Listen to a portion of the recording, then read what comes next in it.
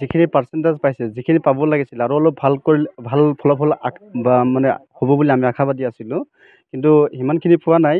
তথাপি যিখিনি ফলাফল মানে পাইছে, আমি বহুতখিনি ছেটিছফাইড আছোঁ, সন্তুষ্ট আছোঁ।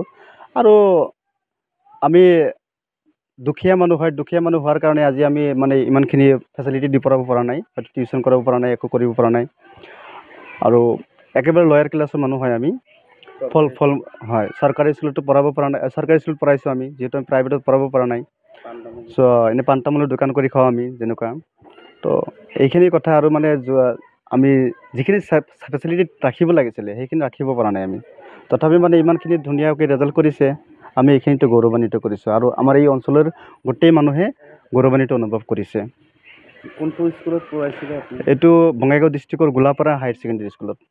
কিমান পাৰ্চেণ্টেজ পাইছে? পাৰ্চেণ্টেজটো পাইছে আপোনাৰ 86.6। এইচএছ ফাইনেল দিলোঁ 2025-ত আৰু মোৰ 86.6% আহিছে। কোনটো স্কুলত পঢ়িছে? Goalpara higher secondary. ভাল ৰেজাল্ট কৰাৰ আঁৰত কোন আছে? মানে ভাল ৰিজাল্ট কৰাৰ আঁৰত মোৰ গাৰ্জেন আছে, পেৰেণ্টছ, ফেমিলি সকলোৱে ছাপোৰ্ট কৰিছে। প্লাছ মোৰ স্কুলৰ টিচাৰসকলে মোক বহুতখিনি গাইডেঞ্চ কৰিছে।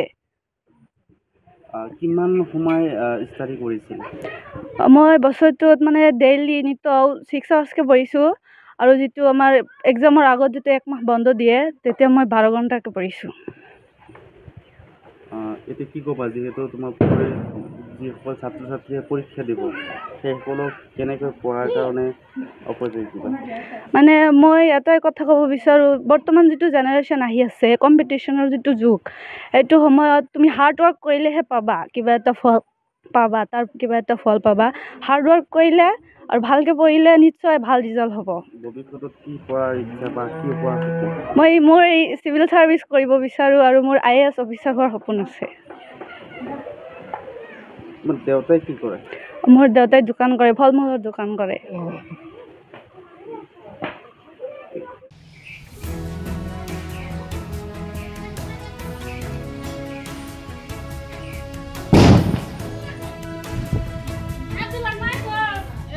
যিখিনি পাৰ্চেণ্টেজ পাইছে, যিখিনি পাব লাগিছিল আৰু অলপ ভাল ফলাফল বা মানে হ'ব বুলি আমি আশাবাদী আছিলোঁ, কিন্তু সিমানখিনি পোৱা নাই। তথাপি যিখিনি ফলাফল মানে পাইছে, আমি বহুতখিনি ছেটিছফাইড আছোঁ, সন্তুষ্ট আছোঁ। আৰু আমি দুখীয়া মানুহ হোৱাৰ কাৰণে আজি আমি মানে ইমানখিনি ফেচিলিটি দি পঢ়াব পৰা নাই, হয়তো টিউশ্যন কৰাব পৰা নাই, একো কৰিব পৰা নাই। আৰু একেবাৰে লয়াৰ ক্লাছৰ মানুহ হয় আমি। হয়, চৰকাৰী স্কুলতো পঢ়াব পৰা নাই, চৰকাৰী স্কুলত পঢ়াইছোঁ আমি, যিহেতু আমি প্ৰাইভেটত পঢ়াব পৰা নাই। চ' এনেই পাণ তামোলৰ দোকান কৰি খাওঁ আমি যেনেকুৱা। তো এইখিনি কথা আৰু মানে আমি যিখিনি ফেচিলিটি ৰাখিব লাগিছিলে সেইখিনি ৰাখিব পৰা নাই আমি।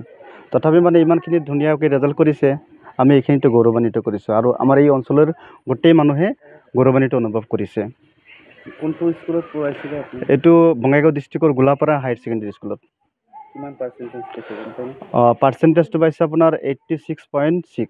এইচএছ ফাইনেল দিলোঁ 2025-ত আৰু মোৰ 86.6% আহিছে।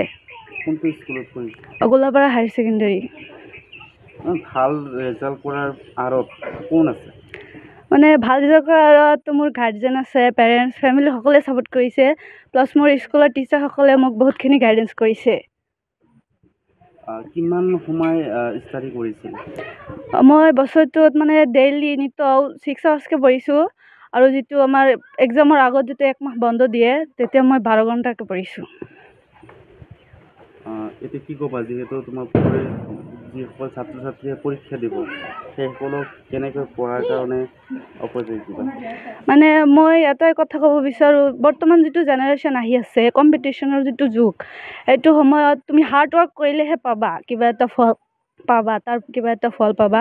হাৰ্ড ৱৰ্ক কৰিলে আৰু ভালকৈ পঢ়িলে নিশ্চয় ভাল ৰিজাল্ট হ'ব। ভৱিষ্যতত কি কৰাৰ ইচ্ছা বা কি হোৱাৰ সপোন? মোৰ এই চিভিল ছাৰ্ভিচ কৰিব বিচাৰোঁ আৰু মোৰ IAS অফিচাৰ হোৱাৰ সপোন আছে। তোমাৰ দেউতাই কি কৰে?